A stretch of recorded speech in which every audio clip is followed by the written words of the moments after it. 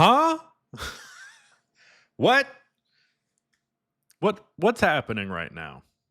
Is home court advantage just dead in the NBA? Is that no longer a thing? Should I just throw that out of my decision making in terms of making predictions going forward? Is it just meaningless? Because seriously, what's happening? Seriously, what is happening? So far, every single game of the second round has been a loss for the home team, and every single one of those teams, besides for the Timberwolves, was highly acclaimed to be the three best teams in the NBA. As I am recording this, the Thunder game is going on versus Denver, so it's possible they blow this too, and it just keeps on going. I'm probably going to title this "What the Hell is Happening?" If they lose that game, I'm titling it like seriously, "What the hell is happening?"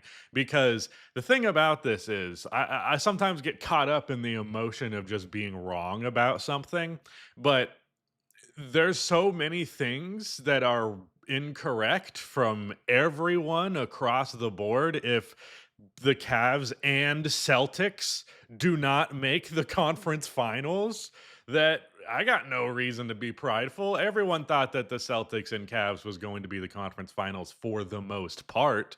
I'm sure there are Pacers fans and Knicks fans who are watching this who are like, I knew the whole time, but I promise you, every fan says they knew the whole time when this happens, and then when they don't, then they just move on with their life. Like, it's very easy to be the fan who said, see, I told you they were always going to do this. If you're looking at the league at large, and if you're not really biased to teams in particular, I do have my biases towards particular rosters because I just like the construction of them more than others. But besides for that, I'm just trying to look at it objectively, and that in that sense, like almost every single NBA championship team was from one of the top three teams in terms of record in the NBA. And the top three teams in terms of record in the NBA this season are all losing their damn home games. And 7% of series where a team goes down 0-2, they lose that series. That's just in general going down 0-2. So you could argue, like, if you take out like first round series, like matchups between eighth seeds and one seeds, like those are a shoe in to be a loss. You're probably going to get swept, let alone go down 0-2. But when you look, I could not find the number in the short term. I'm sure someone will do it, but there's too much data and I'm too dumb to think of how to formulate the question. But I'm willing to bet the percentage of teams that win the series after they go down 0-2 on their home floor is like half of that, if that. It's probably like 5% max. So, as many things as I can talk about from a basketball perspective about what the Celtics can do to fix this or what the Cavaliers can do to fix this, the odds are so dramatically stacked against them at this point that if they do come back, they will have done something historic, even with the context of injuries, even if Kristaps Porzingis plays the rest of the series, even if for the Cavs, they have Evan Mobley, DeAndre Hunter, and Darius Garland available. I have a hair that is just sticking out to the side and it doesn't want to go down. I think I got it. Oh, god damn it. Just don't look at it, okay? What was I saying? Having ADHD and trying to make a cohesive point on the top of on the top of your dome is a real motherfucker, let me tell you.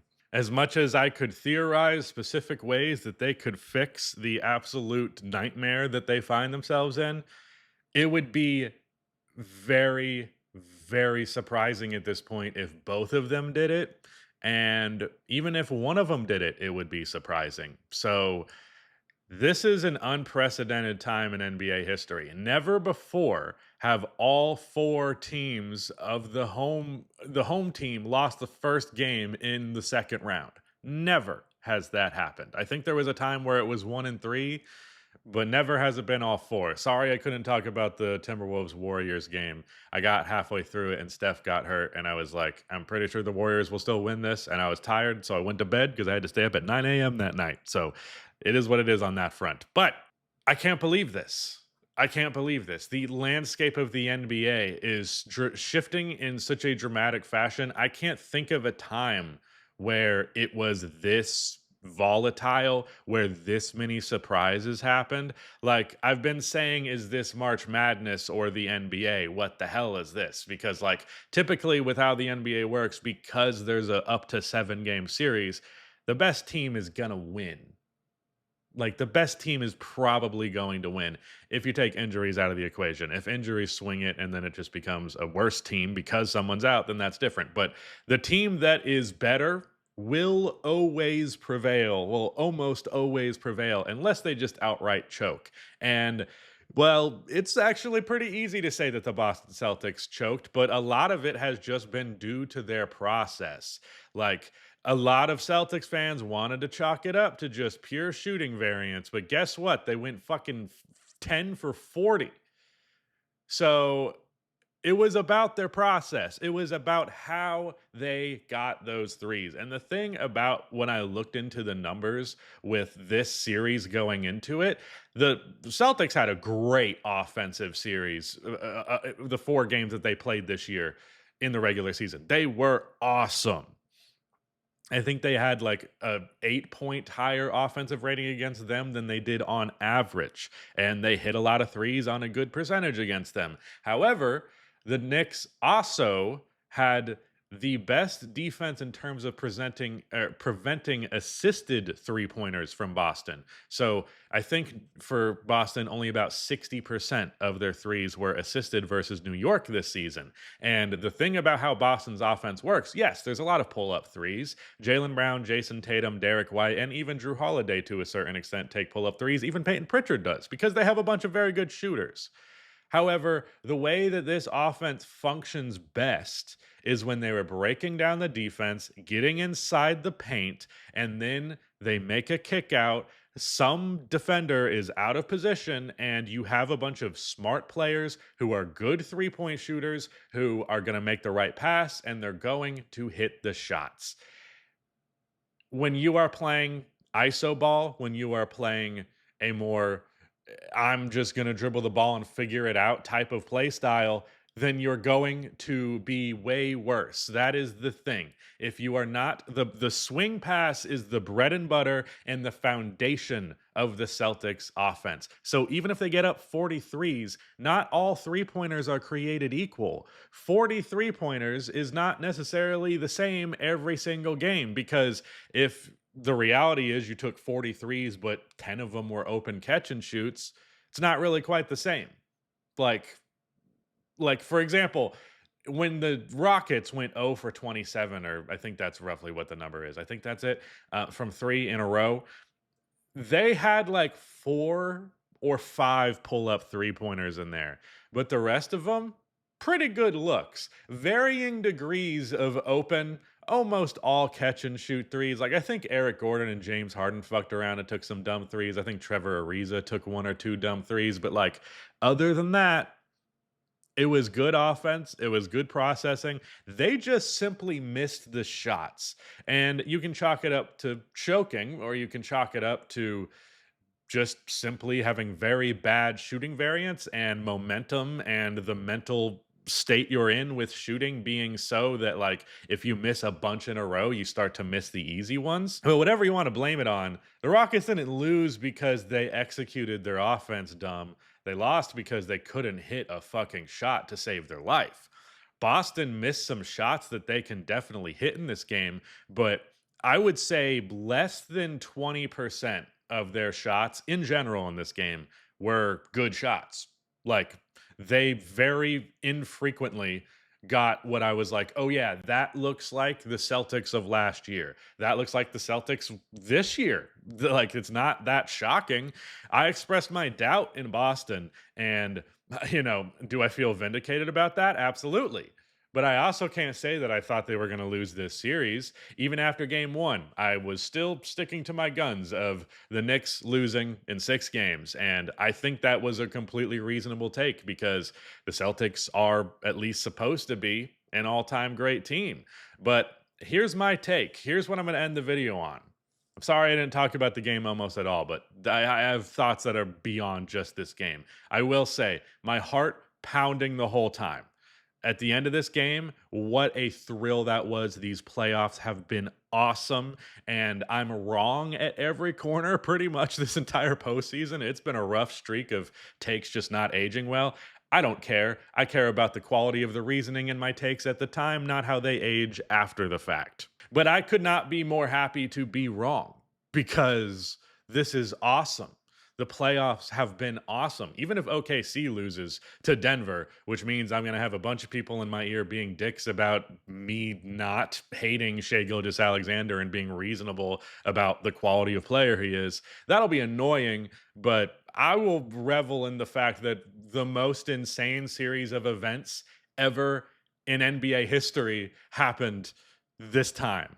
But while a lot of this has been Boston's fault, while a lot of it has been them fumbling, and they very easily could have won these games just by being 5 to 10% better, I think the reason they're struggling versus New York more than they did at all last year is because the Knicks are the best team that they have faced with this core.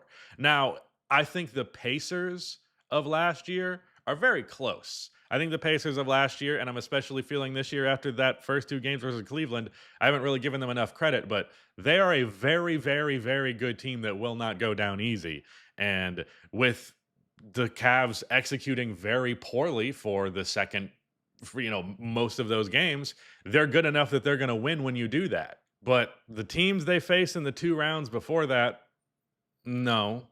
And the Dallas Mavericks, Luka Doncic was severely hobbled. Luka was a turnstile on defense in large part because of that, and he was also inefficient on offense, especially because of that, while still having to do all of the carrying because Kyrie Irving completely disappeared and none of the role players could hit an open three to save their life. Now, a lot of the reason that happened is because Boston was an all-time great defense, so it made it especially hard for them to get it going, but Dallas was a great team for 3 rounds and they completely folded in the finals. A lot of it was Boston, absolutely. A lot of it was the Mavericks just were not what they were going before they entered the series. I just think the Knicks are a slightly better team than that Pacers team. And it's between that Pacers team and the Mavericks for who was the best. Unless I'm misremembering a playoff series in the early round, let me just double check so I don't look like a jackass. Yeah, the Heat in 5, Cavs in 5. The Cavs last year were not the Cavs this year. So, I mean, maybe people think that team's better, but I think the Pacers were a better team. And the Knicks, just think this Knicks team's slightly better than that one. I mean, no slight to that last year's Pacers team, but wow, what a game. What a game. That's my take, though. I think the Knicks are better than any team this core has faced, and that's a big reason they're struggling. However, they also they could have done just a few small things and not lost. So it's not like the reason, but I think it's one of them. Josh Hart, I said after round one that, maybe not right after round one, but like in the middle of it at some point, that Josh Hart is Josh Hart is a player that I just don't, I'm kind of iffy on. Like sometimes he's amazing, sometimes he's bad, but I don't know. I think I'm just going to give him the credit for being the sometimes amazing because he had 23 points, 3 assists, 6 rebounds, 3 of them offensive, a bunch of very key offensive rebounds, 9 for 15 from the field, 3 for 6 from outside, dude. He's great. And something else that I think the Knicks can take solace in, Jalen Brunson was bad all game. Bridges was bad all game except for the fourth quarter. OG was bad all game. He went 2 for 9 in this one. Like, they had their 3 of their 4 most important offensive players super struggle. Cat was great, and Josh Hart was great to supplement for that. But yeah, this isn't even like Boston caught New York on a perfect day. They just blew it. And there's going to be a lot of people, and I want to say this to the Celtics fans out there. I've been a hater as I've been labeled for a while now. All of you called me dumb for thinking the Knicks could be in this series. I'm not going to be petty about it, but I will mention it, which is slightly petty, but that's what I'm going to leave it to. Not going to be bad faith about this and be like, their championship last year is invalid. That's not the take that I have, because all you can do is play the people in front of you. And I think it's silly to get caught up in what alternate timelines could have possibly looked like, because we don't, that's a hypothetical and it's not worthwhile, really. But that said, I didn't feel like this Celtics team was without significant flaw. And I think in the NBA, if you have any real exploitable flaw and you play a team that's competent, that shit's gonna get exploited. It will be. You will see your worst unfold in front of you. What matters is how you handle that adversity. And I think last year, when they had these moments of just being terrible on offense, they would recover. But instead, they would kind of recover early on and actually take a big lead and then fold at the very end. Like this team was known for blowing games before their championship season. I think they were like towards the top of the league, if not at the top of it, especially for such a good team of just like blowing 10 to 15-point leads in the fourth quarter. It is a streak that existed with this team before, but I thought they were better than it this whole way through. Even as they started to get it close, even as Bridges started to hit all of his shots at the start of the fourth quarter, I believed that they had a chance. I felt in my gut that they were still going to win, but no, nope, didn't win. Wow, wow. A lot of people are going to be meaner than me. We'll see how much of a hater I really am by contrast to those people because, oh boy, I'm not going to be your worst enemy. I promise you. Jeez, it's going to get rough. People are not nice when you are a defending champion and you do shit like this. Meaner than is necessary because at the end of the day, it's just basketball. But yeah, that's it. Bye.